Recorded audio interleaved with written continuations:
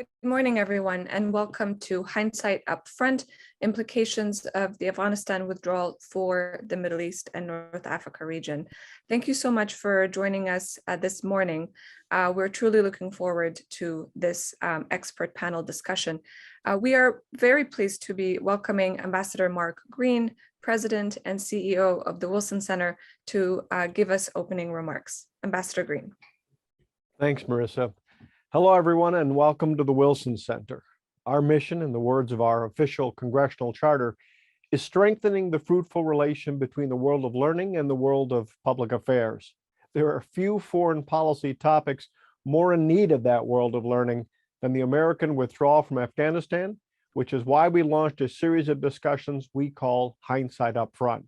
We began our series in August, first in a conversation with General David Petraeus and Sir John Scarlett, and then one with retired General and former National Security Advisor H.R. McMaster.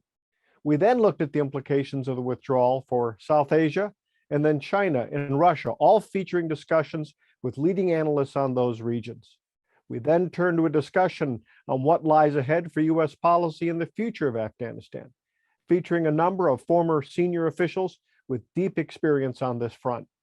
You could see a range of these materials from these events and other aspects of U.S. policy in Afghanistan by going to the Hindsight Up Front website, afghanistan.wilsoncenter.org. We're far from finished, though, which brings us to today and this discussion on the implications of the withdrawal and the Taliban takeover for the Middle East. Why the Middle East? Because at least for now, the Biden administration sees the region as a launching pad for what it calls over-the-horizon counterterrorism activities. Because two of the three countries that recognized the Taliban government during the 1990s are in the region. Because the Middle East is home to a variety of Islamist terrorist groups that are likely to have been emboldened and energized by the Taliban takeover. Many fear that the withdrawal may have created questions in the minds of some about U.S. military and diplomatic staying power in the region. Others are worried about its implications for human rights and democracy promotion, not just in Afghanistan, but elsewhere. That's a lot to discuss and unpack. We have a great panel of experts today, all of whom are currently with or previously were with the Wilson Center. They'll help us all gain some hindsight up front. I'm looking forward to today's discussion. And so, Marissa, back to you. Thank you very much, Ambassador Green, for your introduction. I'm delighted to be moderating this session today that we at MEP are co-hosting with the Asia program. Our expert panelists this morning include MEP Chair, Ambassador Jim Jeffrey, former Wilson Public Policy Fellow and currently Director of Global Engagement at the American University of Beirut, Rami Khouri, and last but not least, our colleague here at MEP, the MEP Fellow, Nadia Oueidat. All three speakers have diverse expertise in the region and will weigh on the questions that Ambassador Green highlighted, starting with the how. How have events in Afghanistan, the U.S. withdrawal, the speedy takeover of the Taliban, but also continuous developments today, how are these developments affecting the Middle East and North Africa region? There are certainly different dimensions to this, to these implications on the security and military fronts that Ambassador Green mentioned, but also equally important on the political, socioeconomic, and sociocultural fronts as well. And beyond the headlines that have transpired and continue to develop in Afghanistan, many analysts, columnists, and commentators from the region that we follow on a regular basis had already been signaling concerns about what the U.S. withdrawal means for the region. How will governments now choose to work or not choose to work with the Taliban-led government? Some are questioning their country's partnership with the United States or U.S. commitment to their security, but also to human development, to democracy, and to human rights. There are certainly lots of questions and dimensions to explore. Before we kick off this discussion, I just want to remind all of you watching today to please email your questions to asia@wilsoncenter.org or tweet your questions to @AsiaProgram. Rami, I'm going to start with you to give us the perspective from the region.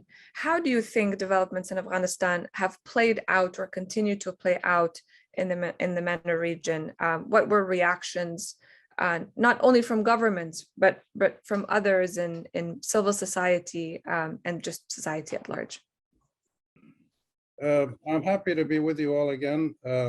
My impression, frankly, based on living and working in the Middle East for the last half a century, since I got out of college in the early 70s, is that the Afghanistan situation, both the war and the American NATO withdrawal, have been highly exaggerated in the Western world, especially in the United States, for understandable reasons. This was a traumatic experience at some level for the United States. It was a strategic mishap at some level, and American senior military and political people have mentioned this. If you look at this from the region, which is what I advocate, you see that the Afghanistan situation and the American pullout as slightly marginal issues, not totally marginal, but slightly marginal. When you look at the complete American military presence in the region, the figures keep changing, 60, 70 bases, whatever the US has out of something like 800 all around the world. It's a minor shift. The strategy of fighting terrorism, the counterterrorism strategy, over the last 20 years has been a limited success. It's protected the US from a major strike, but it has only seen the terror groups expand, as everybody agrees is happening all over the region. And if you look at the situation from the region, I think there are 3 or 4 important factors. One is that the entire Middle East or West Asia region, Middle East, North Africa, is in great flux. Strategic, political, economic, social relationships, everything is moving.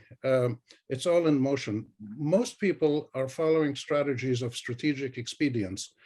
People will change their relationships. If you look at Turkey, Egypt, Qatar, the UAE, Iran, Saudi Arabia, they're all, it's like musical chairs. They're realistic.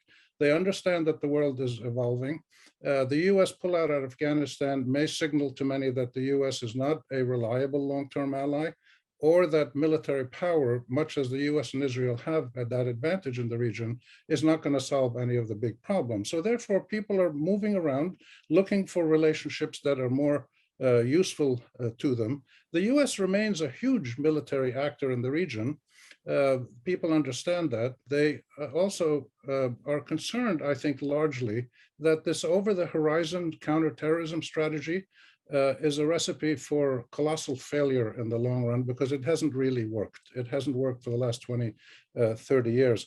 And the missing element is the condition, the socioeconomic political condition of the vast majority of people in the Middle East, especially the Arab world, where in the Arab world, which I know best, is something like 450 million people. About 75, 80% of them are poor and vulnerable, according to UN data. The limited democratic openings that happened in Sudan and Tunisia, at some point in Lebanon, a little bit in Palestine, a little bit in Jordan, have all closed in the last 2 years. And autocracy is on the march, and most of the autocrats are supported by Western European or Russian or Turkish or American policy. So that's the view from within the region. There's great concern about the stability, the fragility of countries, and we see many countries that are fragmenting and dividing, falling apart, people breaking off, like the Kurds in the north of Iraq, the South Sudan, and other areas. So I think a view from the region would suggest that the withdrawal from Afghanistan will have very limited impact on a region that was already in the midst of immense strategic repositioning, realignment, as people search for somebody to help them stay in power or stay relevant. The one thing that nobody has looked at seriously, and certainly not the US or the Europeans or the Russians, is the social, economic, and political rights of the ordinary Arab citizen, or the Turk, or the Iranian, or others. So this is the real point, I think, that we have to look at. Why are we having such immense a turmoil, or if not turmoil, turbulence in the region at the level of economies, strategic relationships, and others, and the immense growth of armed non-state actors, all of which are somehow linked to external states, including the US helping some of the people in northern Syria and other places. So, and finally, the immense weight of nonstop Arab autocracy, growing Arab autocracy for the last 40 years. And that's probably, in my view, the foundation of all of our problems is massive misgovernance by autocratic, usually military coup people supported by external powers. As I said, the US isn't the only culprit, but also leading to the economic debilitating situation, which creates mass desperation and fear, and therefore opens the door to external interventions. And lastly, we've had nonstop foreign military intervention in the Arab region since Napoleon. That's over 230 years ago. And it's still going, in fact, it's increasing in many ways, using drones and other things. So these are the wider issues that we have to put together. The last point I make is that on the positive side, the vast majority of people in the Middle East want to have good relations with the US, with Europe. They want democratic societies, they want pluralism, they want accountability, they want human rights systems. We know that, it's clear now, it's very obvious. And we should look at those combination of things together to really have a better view of what may be coming next. Thank you so much, Rami. You really did sort of look at the wide spectrum of issues and highlighted the human factor, the human development factor in particular. And that's a perfect segue to tap Nadia, given her research and focus on activists in the region. So I'd like to turn this to you to just give us a little bit of an in-depth view of how you think the developments in Afghanistan are going to affect that particular sector, you know, in the region, those who have been fighting for human rights, education for all, particularly women, but also, you know, tackling the root causes or the drivers of violent extremism, and then we will get to the political insecurity dimension. But go ahead, Nadia.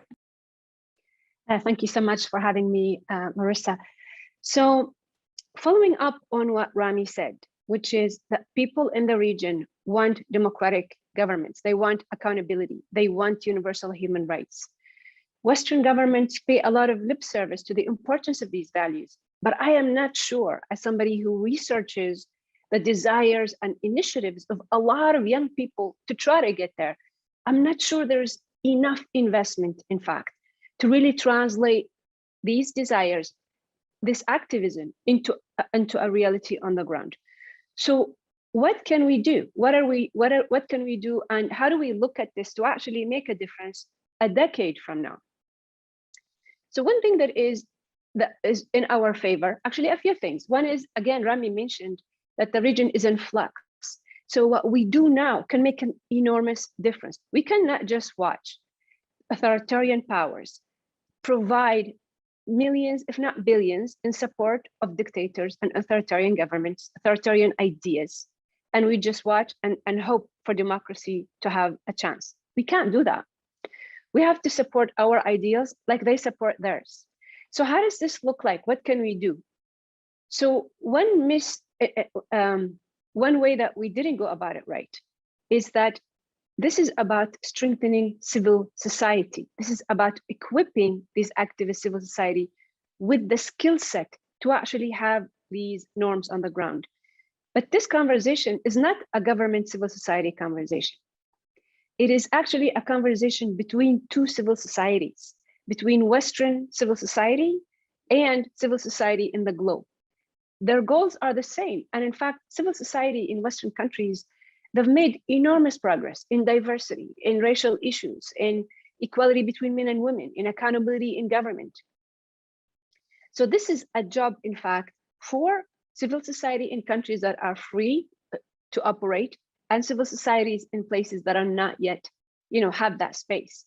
So in places like, for example, in Egypt, civil society was completely shut down with Sisi, completely. So why is it shut down? because it's very effective, because it can make a difference on the ground. So authoritarian regimes recognize the power of civil society and the power of culture, which is why they make sure that these spaces don't exist. So one thing that is also working in our favor, we just had a whole year plus of digital learning. So I had to teach, graduate students, undergrads, using digital spaces. So we do have these spaces, and I don't think we're using them enough to actually help in furthering these values, in teaching real skills on how to create civil society, how to have accountable governments, especially they really needed these skill sets because we've never had years or decades of actual democratic rule, sharing of power, equal citizenship, all of these values, all of these building blocks for liberal democracies. We've never had them. So we actually, civil society in these countries, they need that skill set. So we're talking about Afghanistan. So right now, for example, there are hundreds of thousands of Afghanis that are outside Afghanistan. Many of them would love to play a role in doing something for their countries. I just met at a talk I gave at George Mason, this brilliant young man who really, he wants to basically explore what can we do to help counter authoritarianism in Afghanistan and beyond. So these young people, and young and old, I don't want to discount the wisdom of people who've been around the block. How can we basically enable them to make a difference? Again, civil society to civil society, not government to civil society, not CIA to civil society, because I know this is a very sensitive issue. And finally, giving that what happens in any one place impacts everywhere. The Middle East has seen multiple iterations of an Islamic state. They've seen ISIS, they've seen Muslim Brotherhood, they've seen Iran, they've seen all sorts of Islamic states, and not one of them is conducive to human rights. Not one of them is offering real solutions. They claim to be superior. They claim to have moral superiority, but in fact, they are mediocre.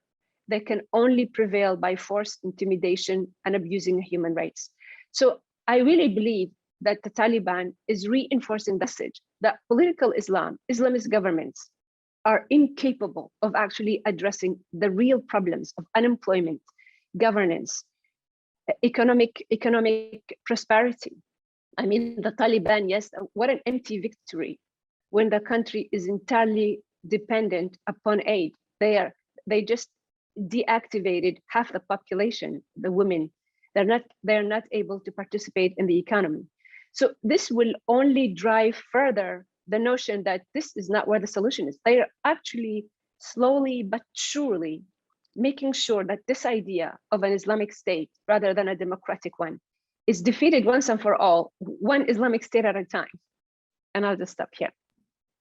Thank you so much, Nadia. This is a very interesting sort of way to look at the implications on the region, because I sort of feel that there's a little bit more hope that the region will, particularly the focus on civil society, that they will continue the work despite what happened, and that instead of empowering Islamist groups, it might actually sort of push people away from Islamist thinkings or support for Islamist-led governments. That's also a perfect segue to Ambassador Jeffrey to focus on the security and political dimensions as well. First of all, in reaction to both Rami and Nadia and their focus on the human development factor, how do you think events in the region have, I mean, Rami already mentioned it, sort of, led many governments to question US commitment to their own security, but also to those activists and youth and others on the ground who are trying to make a difference. You're on mute, Jim. Thank you, Marissa, and it's good to be here following up on Rami and Nadia as best I can. what I want to do in response to Melissa's question is to go back to Marx, essentially 4 potential impacts, particularly in the Middle East, but not just there: counterterrorism, the American military presence, credibility, capabilities, and then more broadly, engagement to advance values, both generally and with a military focus. But first, a couple of general points that go beyond the Middle East but are applicable to there. This is a failure, first of all. It's the biggest failure that Washington has seen since Vietnam. Secondly, it is not, unlike Vietnam and unlike the half or 1/3 or 2/3 failure of Iraq, this is not just a failure of the United States, it's a failure of the West. Because Europe was at least as committed, in some respects more committed, to what we were trying to do in Afghanistan, and up until the end had a very big role in how we would go about doing it. Now, this is very important for the entire world. What I'm going to say will be controversial, but I've spent my whole lifetime seeing this in operation, and I believe it's true. Since World War II, that's almost 80 years ago, the major and primary fact of international life has been a global system whose core is global collective security, run by the United States with close and intimate support by Western Europe and other levels of support by Eastern Asian and other countries, that again has largely kept the world from a massive war. Anybody in the Middle East would say, wait a second, what about us? I'm talking about wars like World War I and World War II, which involved not only the Middle East dramatically, but the whole rest of the world, and has also been a purveyor of various values: economic, monetary, cultural, and so forth. That system took a blow with Afghanistan, and we all have to deal with it because most everybody is in the system, or in the case of China and Russia, attempting to work around, outside, or undermine the system. But the system is a primordial issue in international relations. So that's the general overview. In terms of the 4 questions to the Middle East, let's start with terrorism. And we've actually got some good ideas from both Nadia and Rami. The counterterrorism operation in Afghanistan failed because we got confused between an indigenous revolution or insurgent force, the Taliban, which had very significant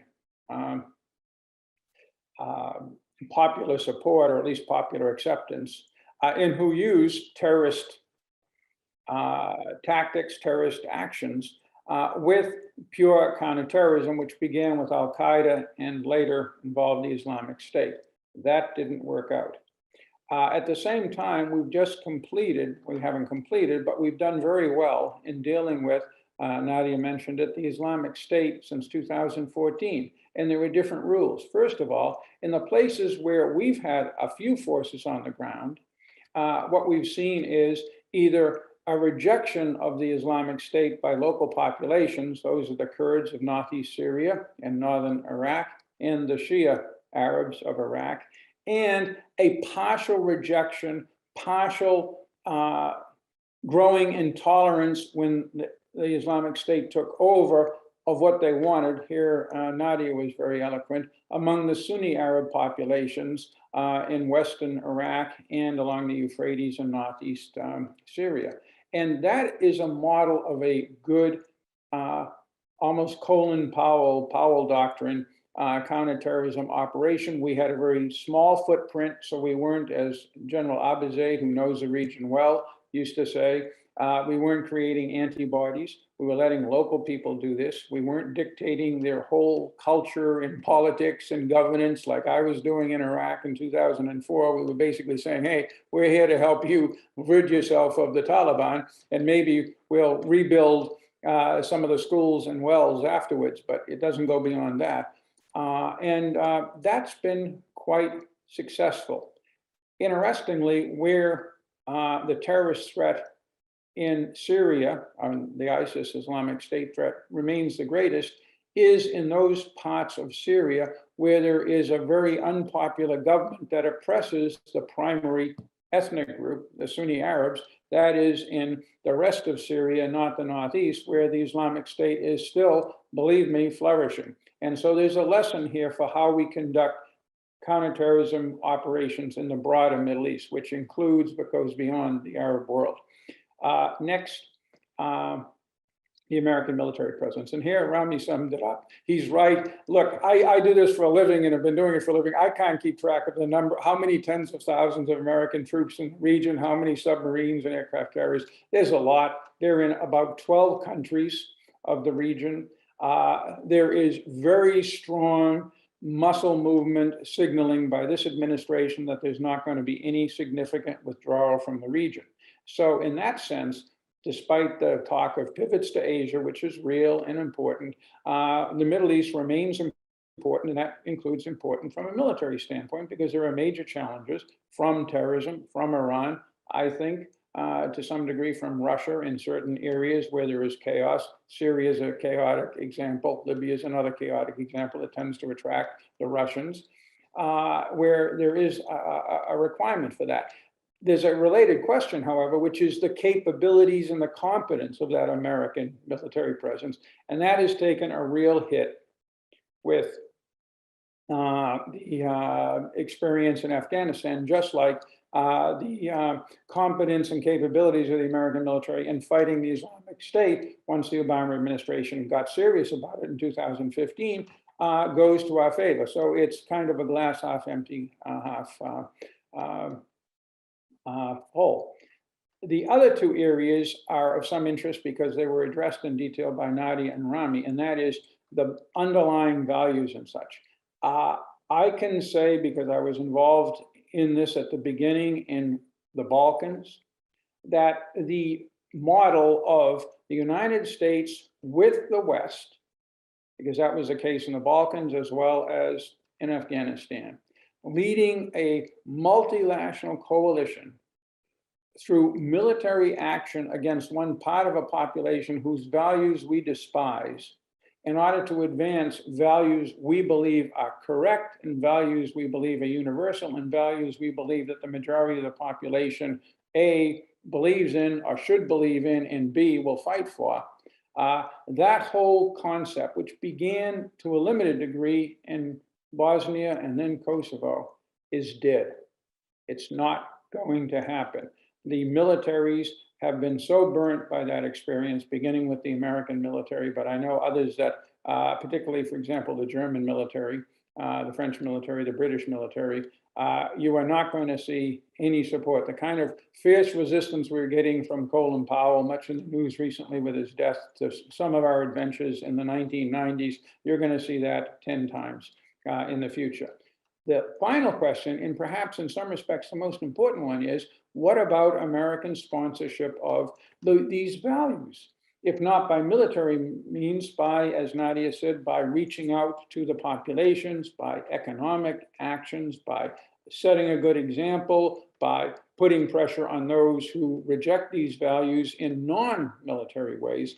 That, I think, will continue. How successful it will be, we don't know. We've got another example just before us right now with Sudan, another on the border. Well, actually, it is in the Arab League, so therefore we can count it as part of the broader Middle East. So let's see. The jury is still out on that one. On the others, I'm pretty sure that we can come to at least preliminary conclusions on where the United States and its partners and allies are going to be going, at least as pertains to this region. Thank you very much.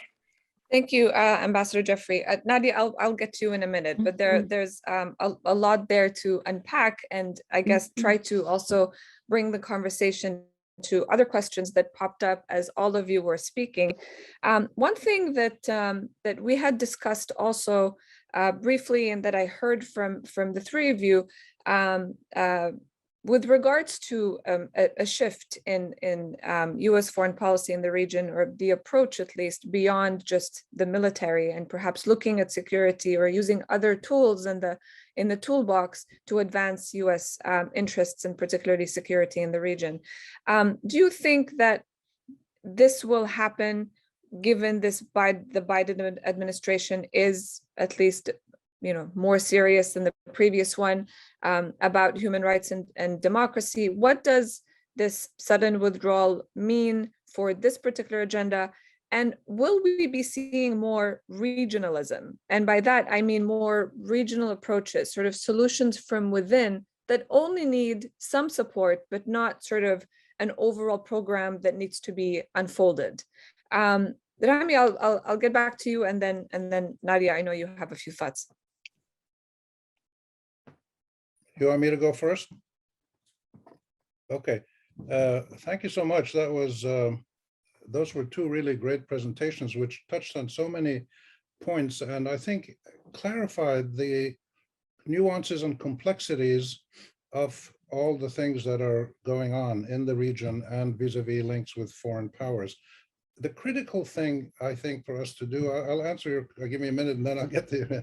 The critical thing is to look at the Middle East, and I know this is hard to do in Washington, but to look at the Middle East, not from an American or NATO perspective only, that's natural, but you've got to really look at it in terms of the Middle East's own perceptions and relationships with powers all over the world. And we're talking of big powers like the Russians, who are now actively involved, the Europeans, the French and British particularly, who are actively involved in warfare, and the Americans, of course, but also the Chinese and the Japanese and their economic links.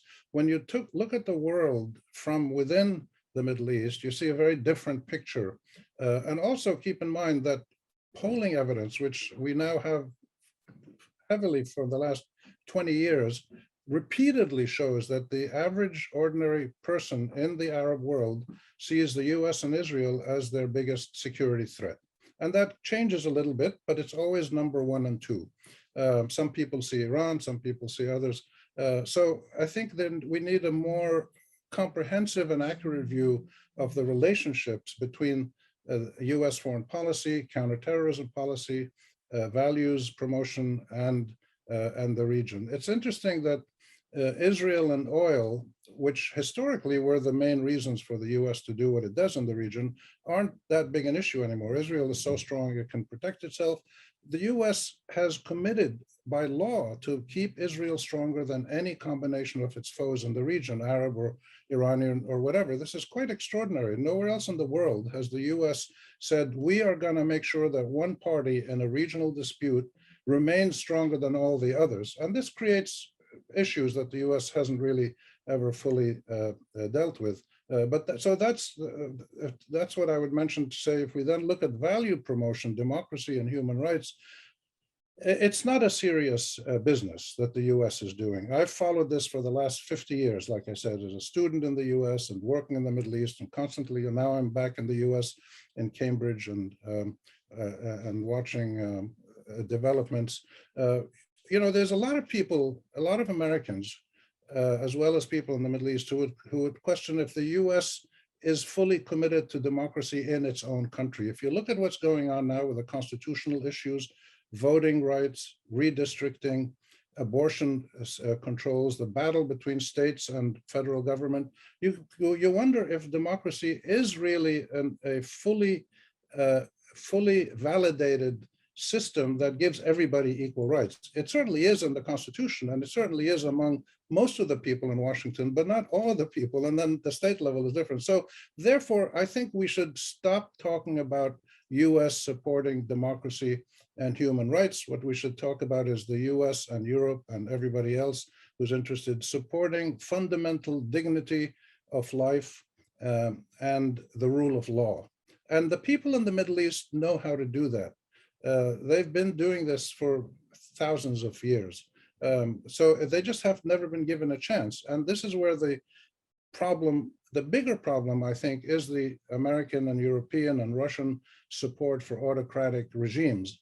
And now you've got also the Israelis doing this. You've got Arab Gulf countries doing this, supporting autocrats and trying to hinder democratic transformations. So I think we need a really serious rethink of what are the links between, if we're looking here at the US mainly, the links between the US and the Middle East. They're, from the perspective of people in the region, they're mostly negative, they're mostly destructive, and they're mostly quite frightening. And that's why people drop out, they join militias, they try to immigrate, they swim to Europe, they risk dying in a boat to Europe, because the risk of death in a boat is less than the risk of staying in their own country, living under autocratic systems, in war situations, among terrorism and things of that nature. So I think that's what I would ask for, is a wider rethink of how all these things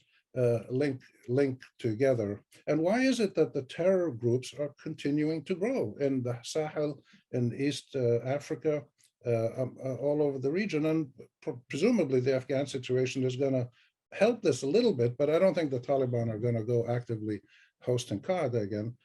But we need to understand the foundational drivers, the chronic and growing foundational drivers of fear and therefore extremist behavior at the level of the family and the individual across the region. That's really hard to do for people in NATO countries who are used to working with autocratic governments and using military actions as their main tool. But I think it has to be done. Thanks, Rami. Yeah, I think to your point about polling and trying to understand sort of the pulse of the people on these various issues, it's true that the United States continues to sort of lose credibility and support. But then when you dig a little bit deeper with some more granular questions, if given a choice, people want to come to the United States with all of the imperfections that we have seen on the democratic front in the last, a few years in particular. But also, if given a choice to receive support from US organizations such as AID for their own development, they will also take it. So I think what you're calling for, this reshift of how to do this, is a much bigger question. I'm going to call on Nadia to. Sorry, yeah. just one sentence. It's so clear now, and you see it in Afghanistan, you see it everywhere.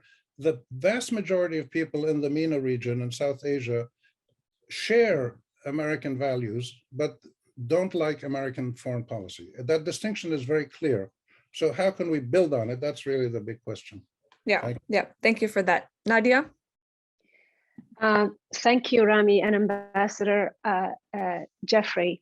So you mentioned something really important, Rami, which is that civil society in the West is fighting for these same values, which is why the solution is civil society to civil society, because Western civil society has phenomenal credibility that hasn't yet been tapped into, and they do want to help. I mean, again, a lot of people, I know at least one of my former students at Kansas State University, she's an American Afghani woman. She served in the US Army, and she wants to help make a difference in Afghanistan. So she wants to create some sort of civil society is the answer more than anything else. So I actually have a question that I want to direct to Ambassador Jeffrey. And a question you asked, Rami, which is, why are these groups increasing in these militant groups? So this is just one article on the New York Times about the millions of dollars in support to Taliban. In this instant, Saudi bankroll Taliban, even as king officially supports Afghan government. We see this all over the board. We have allies in the region that pay lip service to us. They are allies. There's definitely real cooperation, but at the same time, they are spending billions of dollars to essentially support terrorist groups. The Taliban had a sanction in Qatar, as this article indicates, millions of dollars at the same time that there is support for the government. So these regimes may say, oh, well, it's individuals who provide these millions upon millions of dollars to support these ideologies. They are not indigenous to our communities. In fact, in an article by Farah Pandey, who was the White House representative to the Muslim world, she detailed, again, people can Google it, she detailed that in 80 Muslim communities she went to, people were complaining about the phenomenal support for these extremist ideologies that are basically with a lot of funding. I mean, funding talks. If we spend billions to create certain idea, it's going to make a difference. And these communities all over the Muslim world are suffering from this massive support in actual resources. So how can the US fine-tune this relationship with these allies? That is something I think we need to address, and we can never make a dent if we don't, these interesting allies that shake our hands and stab us at the same time. So unless we fine-tune this relationship for a long-term vision of stability and democratic rule and non-violence, I don't see a way forward. So I was wondering, since Ambassador Jeffrey has served in so many countries, what he would think of this. Jim, I'm going to call on you to first react to both Rami and Nadia and perhaps answer this question, but also go back to the question of sort of, are we going to see more regionalism, the region taking charge and just asking for support? This is terrific. I really have enjoyed what we've heard, and it's fascinating. It's now, we're in the 40th minute of this thing, and we've gone from the American withdrawal to Afghanistan to a forensics of the Middle East and the role of the outside world, beginning with the United States. I hardly know where to begin. Let me start with Nadia. Nadia, you're right. My rule of thumb is nobody's more than 85% your pal in the Middle East. Everybody always cuts their bets and puts a little bit on the other side. And it's not just in the Middle East. I give you, while it's in the Middle East, it's often seen as certainly as also a NATO and European country, Turkey. We pull our hair out at Erdogan's playing footsie with the Russians on buying missiles and his economic deals. On the other hand, he also blocks them militarily in Ukraine, the Caucasus, Libya, and Syria. The Saudis, they're a special case because we all know the deal from 1979 where the kingdom almost collapsed. It was a cynical deal. To survive, they will tilt into their more fundamentalist Islamic elements by helping them internationally. By the same token, if we wanted to have bases, diplomatic support, or other things from the Saudis to then go and smash those movements once they took up arms and started doing terrorism, overthrowing governments that we, the Saudis, were concerned with, the Saudis had no problem with it. It wasn't that they wanted those movements from Central Asia to the Balkans to succeed. They just wanted to ensure that they didn't experience another attack on the Grand Mosque like 1979, and they've been pretty successful. And we've gone along with that thing, and we understand the problems. I give you the Iranians. It was obviously absurd to claim that Iran was behind 9/11 any more than Iraq. But look at the relations between Iran and al-Qaeda. They are significant. They are at various levels. It doesn't mean that Iran is supporting al-Qaeda generally. I would reject that. It does mean that there are various people who have been under house arrest at various times. We know who they are in Iran in a very liberal sense, that al-Qaeda people passed easily through Iran between Afghanistan and Iraq for decades. And there were reasons for that. Iran was hedging its bets too. Germany hedges its bets with Nord Stream. That's the way it goes with alliances. Okay, on popular perceptions, Rami, you're right, but I'll start with your criticism, which is absolutely correct, of the United States.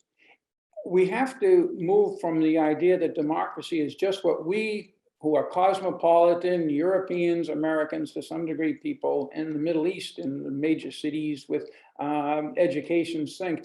It is a constant battle, and it goes in various directions. What you have in the United States broadly is, if not two, it's three separate struggles within two parties over what's most important, identity or practical things.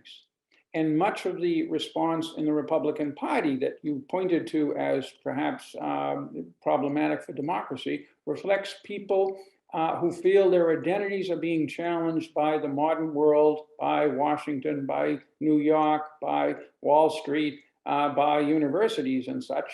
And to some degree, they're right, even though I find myself in that latter camp, challenging those things, and they're reacting against it. So let me get to polling in the Middle East. And this came up all the time when I was either ambassador in Turkey or ambassador in Iraq. And Washington would keep saying, we've just seen the latest polling. You're down below 10%. Why aren't you making everybody love America? We do so much for Turkey. We do so much. And my answer was, I would then get the polls and we would dig into them. And believe me, we do a lot of polling. We do clandestine polling, real polling and such. And what we got to was, gee, in those two countries, Iran was down there almost neck and neck with the United States. In fact, most recently in Iraq, we're ahead of Iran in popularity. We may be 15%. And I would say the reason is it's a question of identity. Israel, which objectively we pose at least a potential threat to regions because we blend into countries. Israel is very careful. If you're somebody in the West Bank or in Gaza, you have every right to believe that Israel is a security threat. But in Yemen or in Algeria, it doesn't make sense.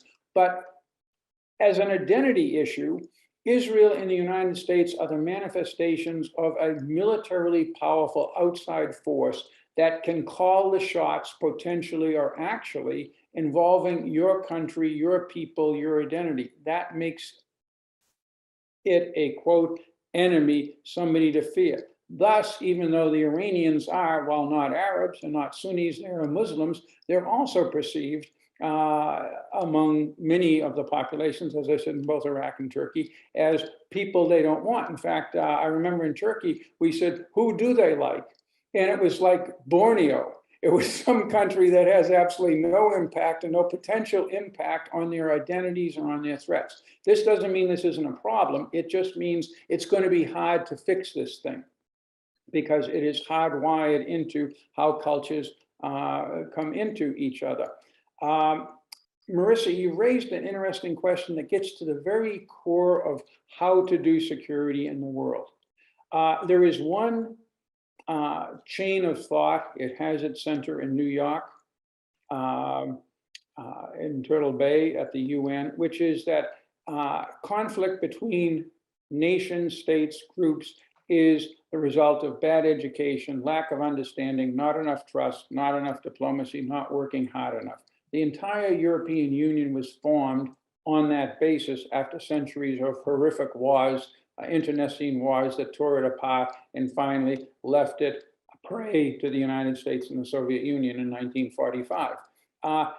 That kind of thinking has had its successes, the European Union itself, Northern Ireland, and even some of the frozen conflicts. Kofi Annan came within a hair of resolving the Cyprus dispute in 2004 with the Annan Plan. So you can use that model, including in conflicts in the region. Where it's hard to use that model is if you're dealing with a predator state, a predator movement, be it terrorist or ideological, that is trying to expand. And that is where you come into problems. The Middle East has had an easier time dealing with Libya in the past, I would say, 18 months, when it was total chaos with all of these countries pouring in. You had the Saudis, you had the Emiratis, the Turks, the Russians, the Egyptians, the French on the horizon. And it looked like, it was obviously a chaotic place, yet it has been relatively quiet, and there's a real chance that this will get resolved. The same thing with the Eastern Mediterranean disputes of a few months ago. The reason is that there is no major predator state pressing. Russia can play that role, but in Libya, it's still a relatively minor player. It's not in the big leagues and can be balanced by, Egyptian, the Emiratis are only half in the Russians' camp, so the Turks working with the UN and the official, quote, unquote government and such. And so those things, you can apply that model very effectively, and we should. It's much of diplomacy. But when you're dealing with a predator state, when you're dealing with countries that are on the march, it is very, very hard to simply try to find, well, if we only talk together. The Saudis and the Iranians are talking together in Baghdad. That's a good thing from several standpoints, beginning with the reputation of Iraq and its current prime minister. But it's not going to produce any result, and we've heard that from both sides. Again, it's a good thing, but that's not the solution to those things. There are other solutions. The point is, where we are having the hardest time resolving problems is where you do have a predator state. That's Lebanon, Yemen, and on the margins, Iraq with Iran, although Iran is limited there, rather like Russia and Libya. You can balance a predator state when the prey isn't so much in their clutches. Much different in Lebanon and Yemen, and in Syria, where between Russia and Iran, it is, as I discovered, very, very hard to try to get even a reasonable compromise solution. So it all depends on the kind of security threat you have. Some of them are resolved by what I would call UN traditional diplomatic tools. Others require a strong security component and a recognition that the threat isn't going to go away. The threat can only be contained or deterred, because in this world today, you almost never can actually destroy threats. You basically have to live with them and deal with them and try to keep them from becoming more threatening. I'll stop there. Thank you, Ambassador Jeffrey. I will now go to some of the questions that we've been receiving from our viewers. So I'll just read them out here. So the first question, and I'll ask all panelists to address these questions. First question: the power brokers in the Afghanistan region now include Iran, China, Turkey, and Russia, all autocratic regimes. What are the expectations for conflict among the four? Would anyone like to jump in, or Nadia, do you want to go? I want to bring something that hasn't come up that I think should come up. We're talking about war of ideas, we're talking about interest, and there's an elephant in the room, which is misinformation in the digital space and the lack of regulation. So I think we agree that a lot of the challenges that people face are universal. Challenges of civil society to further human rights. They're in the West as well as in the East. And the same thing is true of the lack of regulation of all the information technology revolution, which is changing the lives of millions, billions of people, really. So how do we regulate that space? How do we, as the country that invented all these things, I think, again, the digital space is where the warfare in soft power, in misinformation, in interventions, is where it's going to be taking place. And what we do with that space internally will also determine what we do with it externally. So I just wanted to bring that up. Okay, thank you.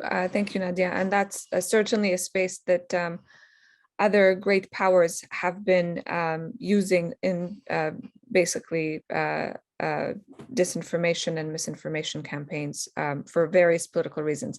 I'm going to go back to the question again about the new sort of power brokers in Afghanistan that include Iran, China, Turkey, and Russia. And so what are the expectations for conflict among these four? Rami. Yes, thank you. The fascinating thing about that question is, if you look at these powers, Turkey, Iran, China, India, Pakistan, India, these are four powers that once were global powers. They, at one point in history, they ruled half the known world or whatever. So, there's a difference between countries like those and then smaller countries that are new to the game of regional power balancing. I think what we're going to see in Afghanistan as well as in the region is the same thing we've seen for the last around 3,000, 4,000 years, which is powerful countries and smaller vulnerable countries negotiating relationships with each other that serve their mutual interests. And therefore, you're not going to see, there's not going to be a clear situation where Afghanistan suddenly is a close ally of China or Iran. They're all going to, these are sophisticated and nuanced societies, cultures. They're not very good, some of them, at managing contemporary governance in many ways. They're mostly autocratic, but that's a separate point. But they know how to deal with regional and global powers. And I think what you're going to see is a continuous, nonstop negotiation among these different groups to get the most advantageous position that they can for their own strategic interests. But they know that they can't act, as Jim called it, predator states. They can't go in there and say, we're going to dictate.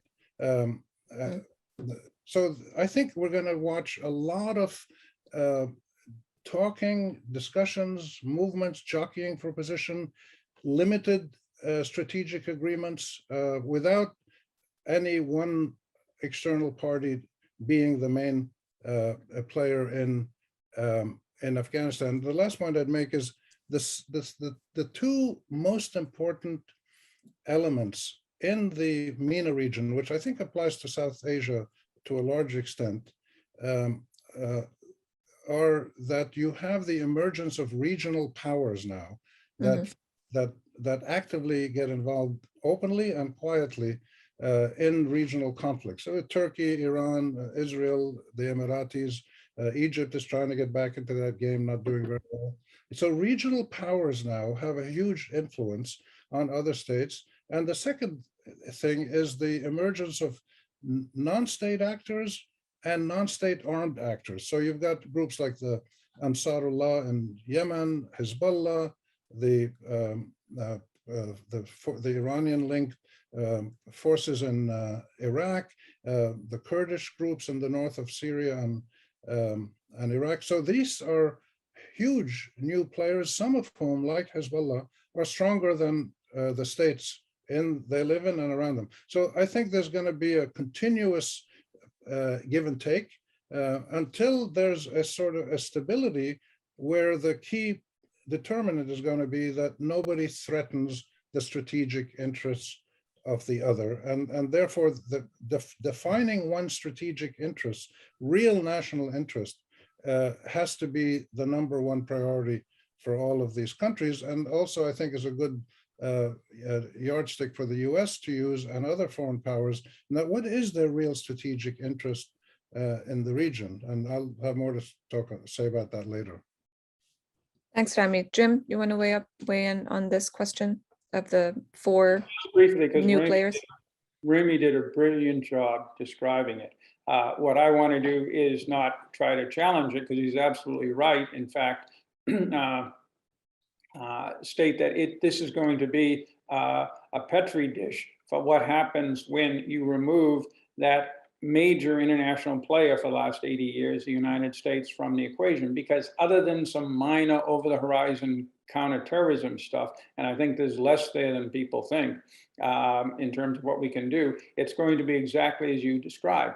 But I also lived through exactly that from 1991 to 1995 in the Balkans, where the United States, under 2 administrations, decided it wasn't going to play and it would be up to the Europeans. And we had then on the margins Russia, but very much so Turkey, various European states with different interests, and a whole variety of local actors, including sub-state actors, the Kosovo Albanians, the Bosnia Serbiaks, and on, running around amok. And that, of course, is the problem. It is a classic 19th century game, but which, of course, 2 of the places that the 19th century game was most played were in the Balkans and the Northwest frontier, i.e. Afghanistan, Pakistan. The problem is it leads to awful situations for the populations who become the victims of all of these powers jostling around, trying to figure out what their interests are and arming different groups and such. It's pretty chaotic and it's pretty unpleasant. That's one of the reasons why we tried to move beyond this after 1945. But in Afghanistan, you're absolutely right, Remy, we're going to be back to this. And these countries do not all have the same interests. Normally, particularly Russia and China can mobilize against whatever the United States is doing. We see China's ridiculous support for Russia on Syria as a good example of that, whereas China has no real interest in Syria. But with the United States out of the equation, watch that spot. Thanks, Jim. Second question that came in from the audience, how are Middle Eastern countries planning to engage with the Taliban, with this Taliban government? What steps have they taken or they plan to take to deal with the looming humanitarian crisis that is basically faces the people of Afghanistan, food, electricity, housing shortages, especially in view of the approaching harsh winter? Nadia, do you want to tackle this? Yeah, that's a very good question. So how are they going to deal with Taliban? You know, I am a little bit of a news junkie, so I watch various networks because that is how public opinion in part is shaped, right? All the media in the Middle East pretty much is supported by government. So you know where the government is roughly by what is the messages. Including the pan-Arab channels, right? Absolutely. I mean, especially the pan-Arab channels, Al Jazeera, Al Arabiya, even our own Al Hurra. And this is where I think, so how are they going to treat Taliban? Just watch their news. Basically, they're celebrating the victory of Taliban, how this is a defeat like in Vietnam. No mention that actually after the so-called defeat in Vietnam, the US went on to be a superpower, went on to lead the world in innovation, creating the internet, I mean, in every way, in every sector, even leading the world in Olympics, and in every way. The US went on to do the Soviet Union, defeat the Soviet Union.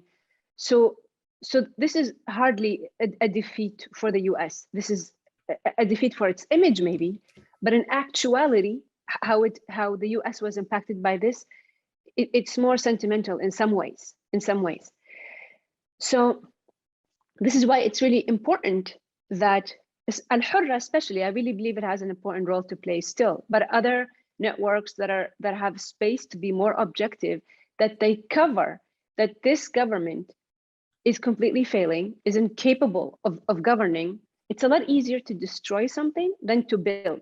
They're very good at destroying. All Islamic factions have proven their ability to destroy, because you can just walk into a mall and kill people. I mean, it doesn't take a lot of genius, but to actually build something, to create something that the whole world can benefit from is a whole different story. So they will continue, I believe, to support Taliban. And this is why we need to continue to actually counter that message in shaping public opinion and in actual support from our own civil society to their civil society.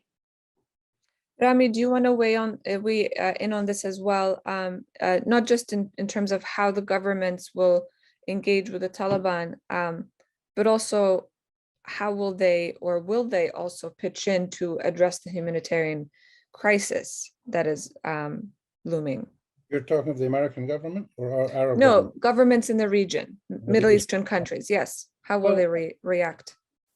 I think everybody's going to wait a little bit to see what happens. You know, most of this talk in the US, which I follow very closely, and in Europe at the same time, which focuses heavily on women and girls' education, which I 100% support.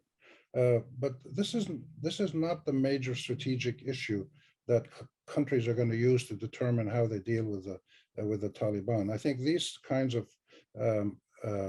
advocacy, which again I totally support, but they're more designed to make Americans feel good than they are to actually create a new strategic relationship in the region. It's like people in the US, including Barack Obama and others, talked about promoting democracy and human rights in the Arab world. They didn't really want to do that. They didn't really care about ordinary Arab people. They cared about their image as the purveyor of these values. So I think if you look at the situation inside Afghanistan, most people are going to wait.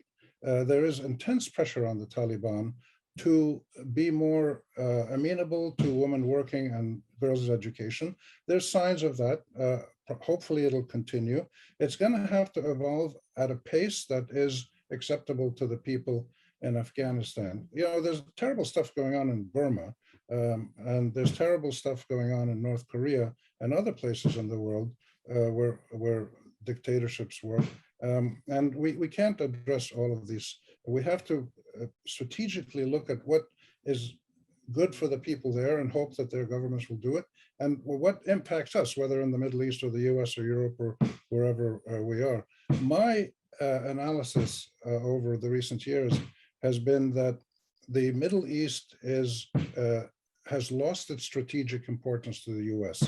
Other than terrorism and mass migration to Europe, which are the big cutting issues for Western powers, oil is not an issue. Israel's safety is not an issue. Therefore, the Middle East is not strategically important. It is the first disposable region in the annals of Western diplomacy, as Somalia was the first disposable country when it started to fall apart in the 1980s. And today we've had Iraq, we've had Libya, we've had Yemen, we've had Lebanon now, many countries falling apart, and people don't particularly care. Even if they're all countries like Libya, the world can live with these things. So our strategic importance as a region is not serious for the world anymore. Though it could become a problematic region if things get much, much worse and you get more terrorism or cutting trade routes or whatever. I mentioned that because people are going to look at Afghanistan more realistically now. They've learned from the last 20 years. They learned from Vietnam. They learned from Iraq. And maybe they haven't learned everything, but I think there's a more rational attitude among Western officials. Among Western publics, these are, number 10 on the list of what people care about. So there's not going to be any public pressure for these issues. And therefore, people are going to wait and see what the Taliban are doing, try to have good relations mutually without being seen to be supporting terrorists or repressing women. And that's how countries do foreign relations. The United States is still learning. US is a very young country. It's still learning how to do diplomacy. The US has historically looked at the world as markets or targets, markets to get commodities from or sell things to, and targets to attack militarily or to do counterterrorism militarily. So I think now they're realizing we're more than just targets or markets, that we are living societies with different views within our societies and dangers that come out of our societies in the form of armed groups, terrorist groups, mass migration, cutting off trade, et cetera, et cetera.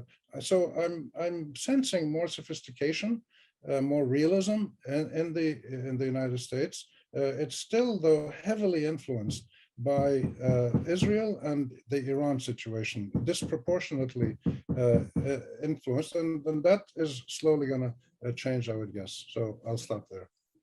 Thanks, Rami. I'm going to ask the third question because it's very much related to the second question with regards to regional governments. Many countries in the region have been part of or have played an influential role in Afghanistan. Qatar is one. With regards to the Afghan peace talks, they had hosted the Taliban and the peace talks, so much that other actors, such as the United Arab Emirates, also started competing to host negotiations in order perhaps to counter the image that Qatar tried to create as a regional mediator. This is what the question I'm reading. So the two-partite question here to this statement is, do you expect this regional competition between these countries continuing with the Afghan context after Taliban's takeover? Do you expect Qatar's role in Afghanistan to fuel accusations of support of terrorism against that country? But it really does go back to the original question of how are these countries in the region, primarily players that are involved in Afghanistan, how will they deal with the new reality in Afghanistan? Jim, I'm gonna tap you for this one. Yeah, I'm a bit cynic. I see that the countries most engaged from the region in Afghanistan, leaving for the moment Turkey aside, the Emiratis and the UAE, it was the Afghanistan policy was a subset of their within the Arab world, and more specifically GCC policies and their relations with the United States, to be honest. With the United States out, I think that there'll be less interest in engaging. Turkey sees itself more as a regional power in a way that the Emiratis and the Qataris do not see themselves. And Afghanistan has been a long-standing Turkish interest going back for much of the 20th century. So, and the Turks had a very strong military and diplomatic presence there during the NATO period. So with the Turks, I would put in the same category as, say, if the first tier is Russia, China, and Pakistan, the Turks, along with India, are going to be the second tier. I don't see Middle Eastern countries as anything other than a far removed third tier in terms of what's going to happen in Afghanistan, because the core national and military interests of most of these countries, with the exception of Turkey, are on the ground in Afghanistan. They have access to the country directly, or in the case of India, indirectly.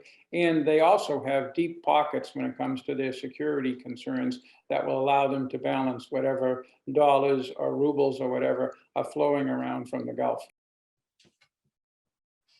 Thanks, Jim. Next question is focused on the U.S. Military bases, and the U.S. will use military bases in the Middle East for counterterrorism in Afghanistan. What does this mean for the relations between the U.S. and these countries where the bases are located? What does it mean for public opinion in these countries? We've talked about public opinion already here, but also for extremist groups. I see, Rami, you're very eager to answer this. Go ahead. Yeah, it's an important question. And I think it's important to start by saying that there is a legitimate use of force by the US, by foreign powers, and by local governments to do counterterrorism. It's not Absolutely. use power. So getting the Iraqis out of Kuwait was legitimate. Defeating ISIS, which was done by local people as well as US air power, that was legitimate. Beyond that, I mean, getting Qaeda hit in 2001 in Afghanistan was seen to be legitimate. But those cases are limited. I think people are going to judge the US or any foreign power that militarily is involved in the region, judge them by what they're doing. If it's seen to be something that is useful for the security of those societies in the Middle East, then people will go along with it. They just don't want to see an initial military exercise transform into a long-term chaotic situation, which breeds corruption and counterterrorism and new forms of terrorism, which is what we had in Iraq and Afghanistan, both with heavy American involvement. I think the US has probably learned these lessons, but again, it depends a lot. It's going to depend a lot on how much the Iranian situation and Israeli and pro-Israeli forces influence American policy, which we know they've done heavily over the years. That influence hopefully will be reduced, and Americans will look at their interests much more stringently and carefully, and they'll use military force when it's necessary, and that's how people are going to judge them. Thank you, Rami. Nadia or Jim, do you want to tackle this aspect of it, particularly Nadia, maybe the public opinion piece, what extremist groups may think and how they will use that as part of their narrative, that, oh, the region is full of military bases, and seeing that as a driver to recruit, for example.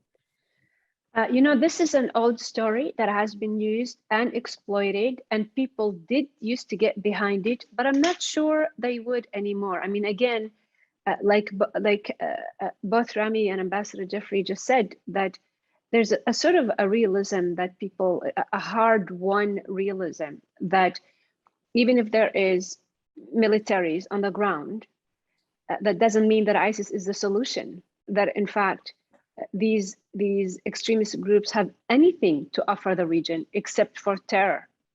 So I really think that lesson has soaked with the majority of people.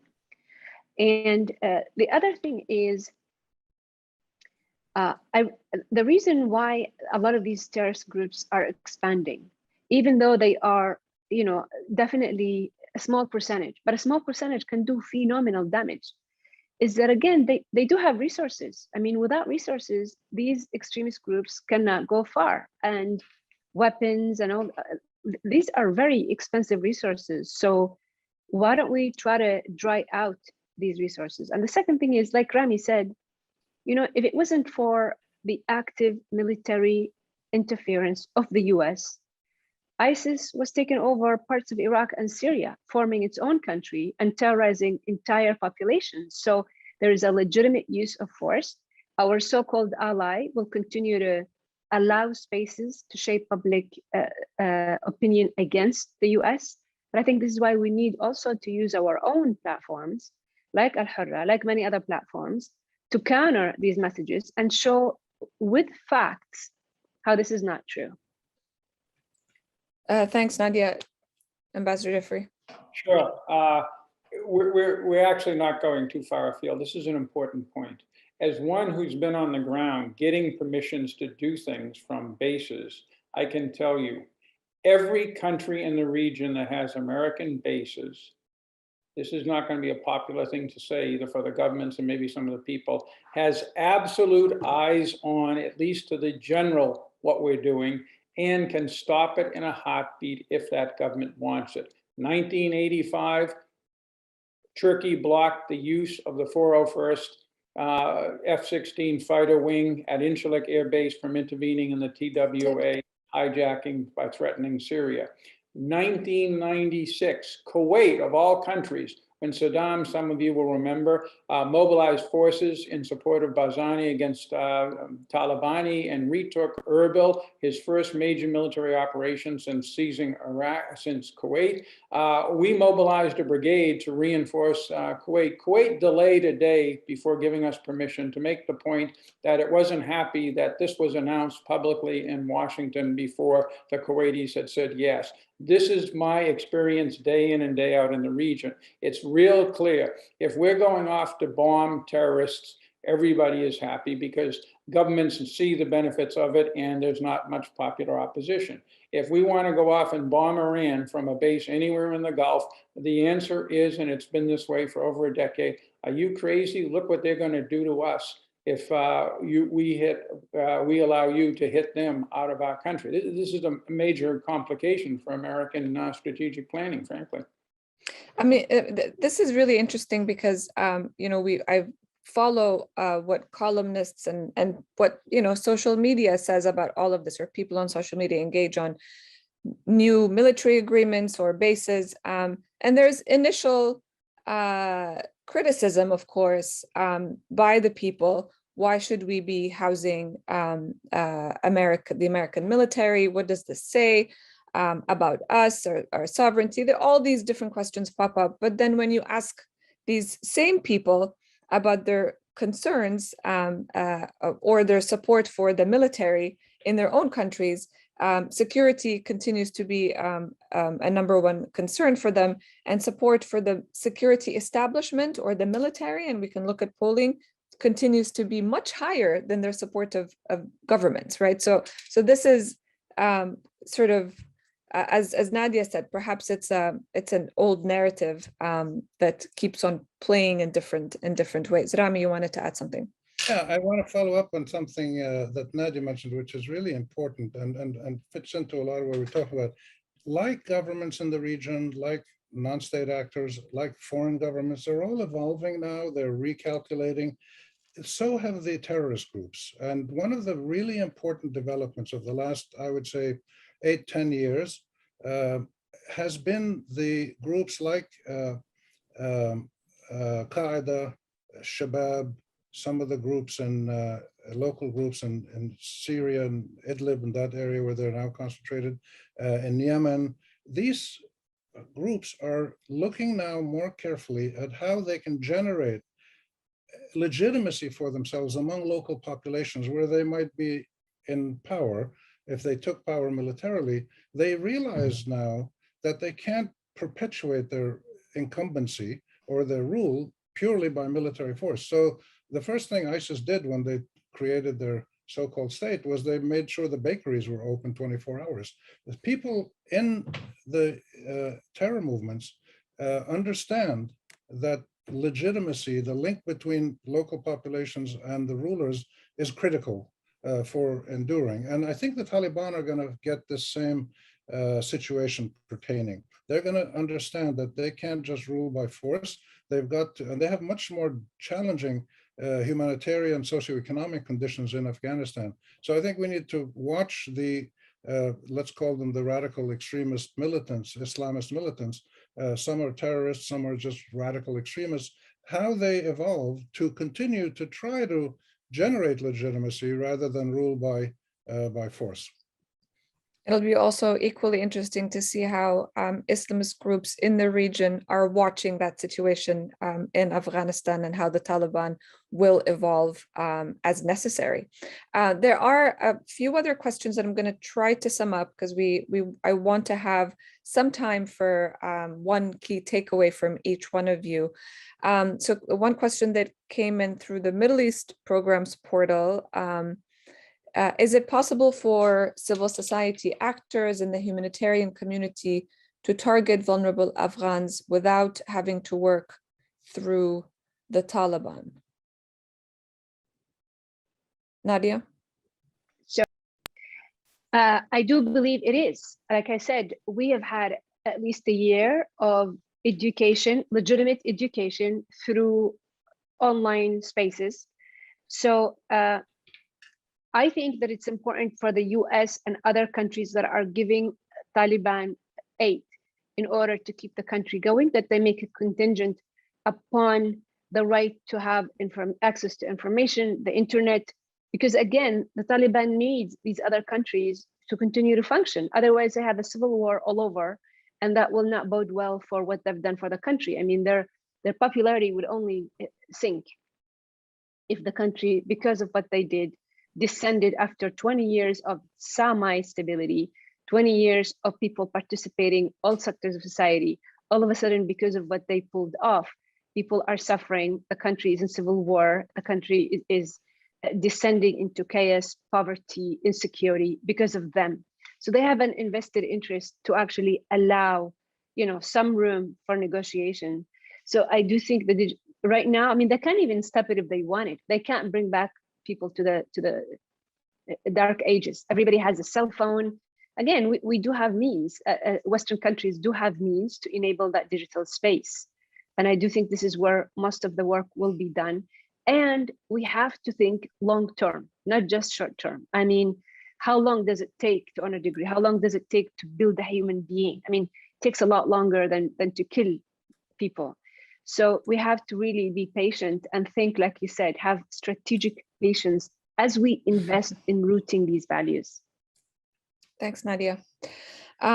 One last question, and then we'll go quickly to final thoughts.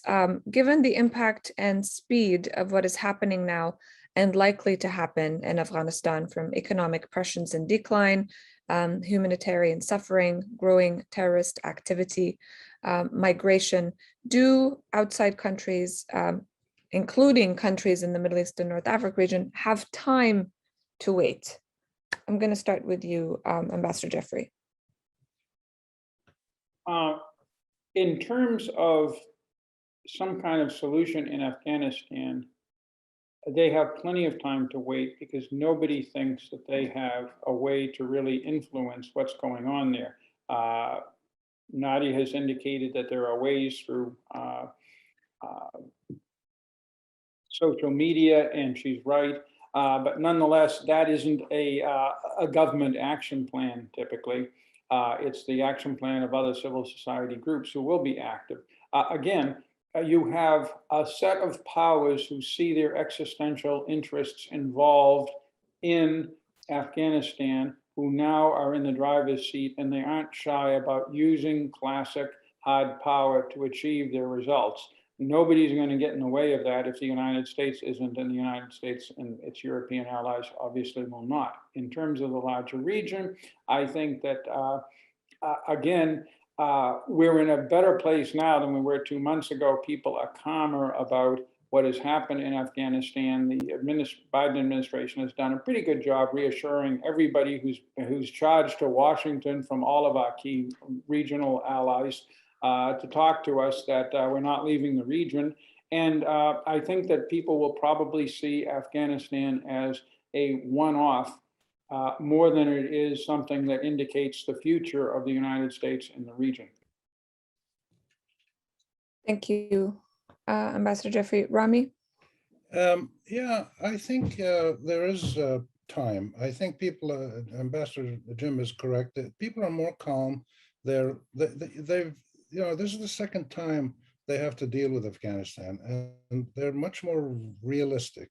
They're much more aware of the limits of both foreign intervention, whether positively, if you're trying to promote civil society and democracy and women's rights or environmental, and they're much more aware of the limits of military power. Despite the enormous technical advantages that the US has, there's limits to that power.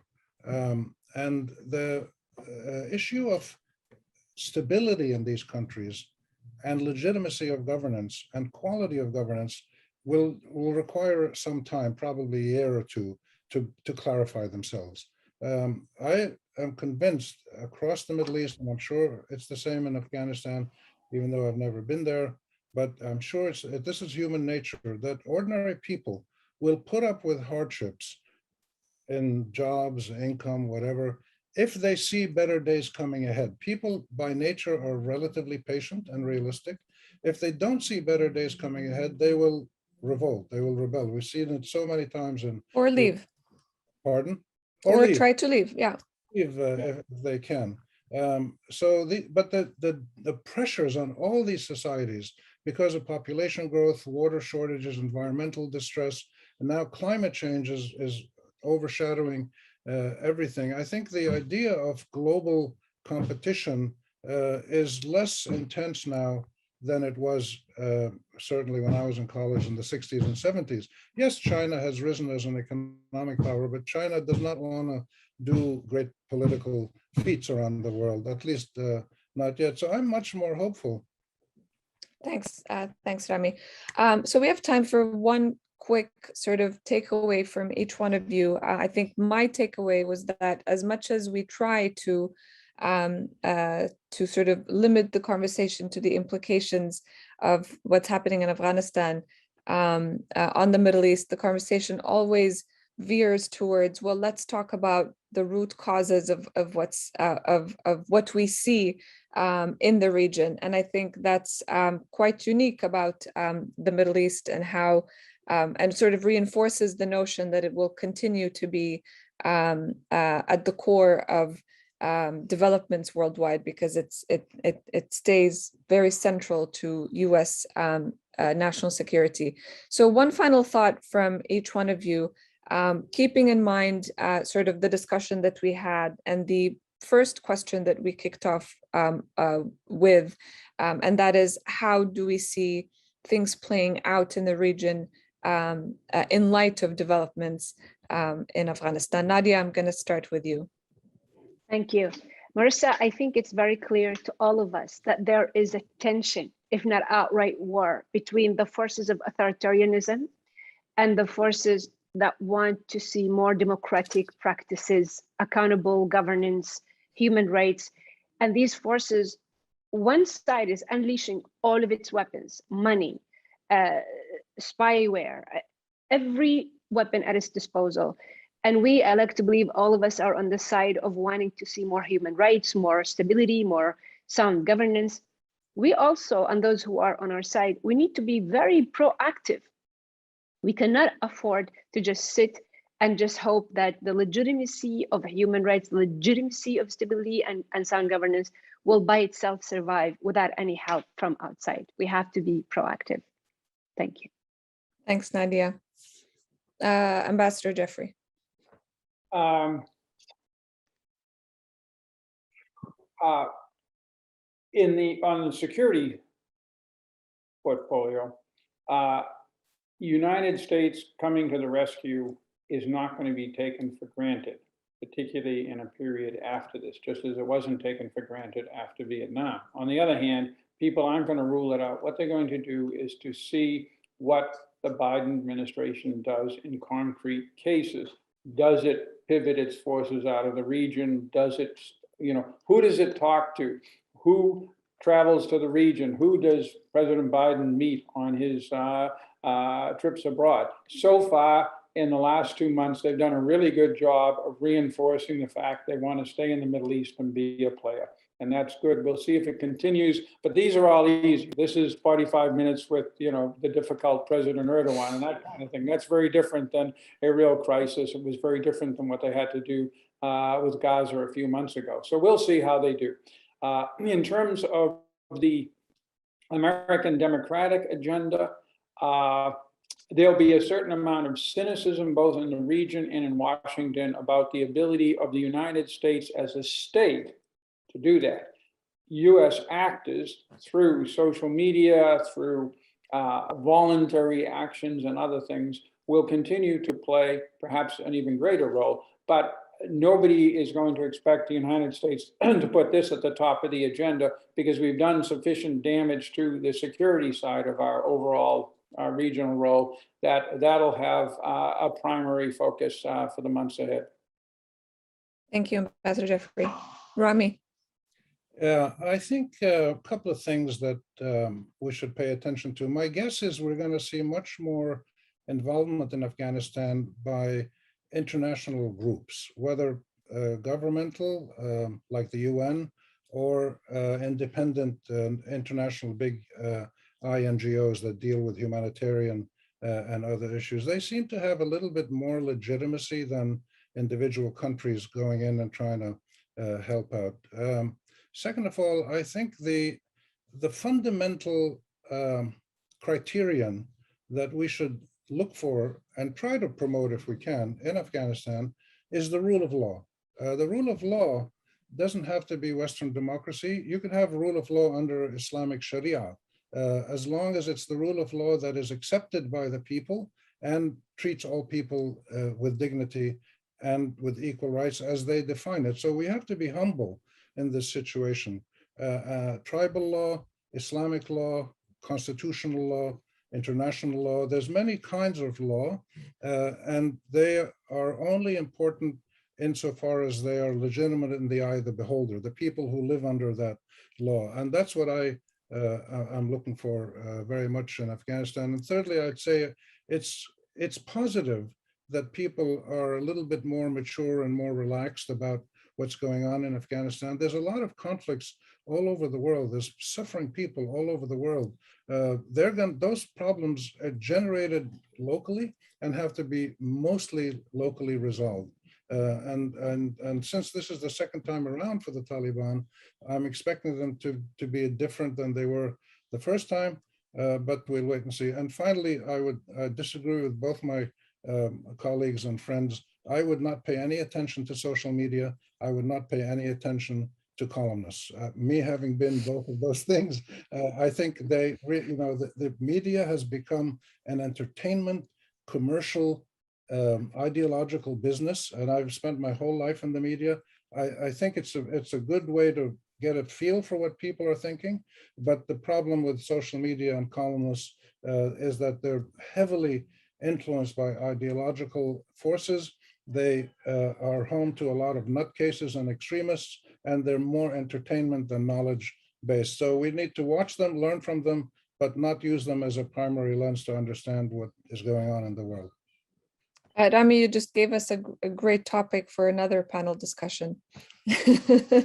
Thank you so much to all of you, to Rami Khouri, Ambassador Jim Jeffrey, and Nadia Wedat for a truly fascinating discussion on the implications of what's happening in Afghanistan on the Middle East and North Africa region, but also very much on US-MENA relations as well. Thanks to my colleague, Michael Kugelman from the Asia program for co-hosting this program today. Thanks to the AV team for constantly making sure that everything runs so smoothly. And thanks to both teams at the Asia program and MEP for everything that they've done for today. Thanks to all of you for watching, and we hope to continue the conversation very soon.